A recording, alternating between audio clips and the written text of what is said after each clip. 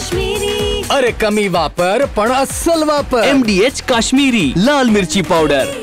MDH नक्कीच वृषाली, आपण पाहतोय की राज्य सरकारच्या वतीने सर्व नागरिकांना जे आहे ते सतर्कतेचा इशारा देण्यात आलेला आहे। पुढील 3 ते 4 तास राज्यातील काही जिल्ह्यांमध्ये मुसळधार ते अतिमुसळधार पाऊस पडणार असल्याचा अंदाज जो आहे तो हवामान विभागाकडून वर्तवण्यात आलेला आहे। त्यामुळे गरज नसेल तर बाहेर पडू नका असं देखील आवाहन जे आहे ते राज्य सरकारच्या वतीने करण्यात आलेलं आहे।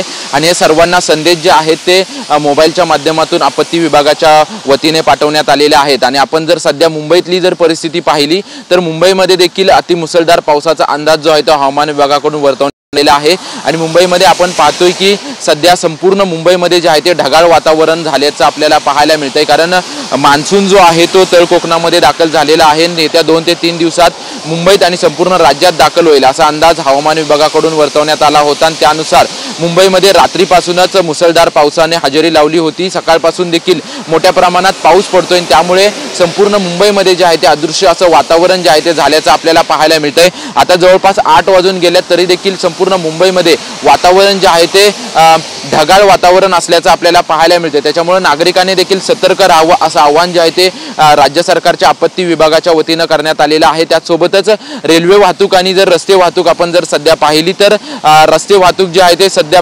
सुरळीतपणे सुरू असली तरी रेल्वे जे आहे ते 10 ते 15 मिनिटं उशिरा जे आहे ते MDHचा किचन किंग मसाला किचन मध्ये असला तर आपण काहीही बनवू शकतो। वांग्याचं भरीत, आलू गोबी, भेंडी मसाला आणि भरपूर काही।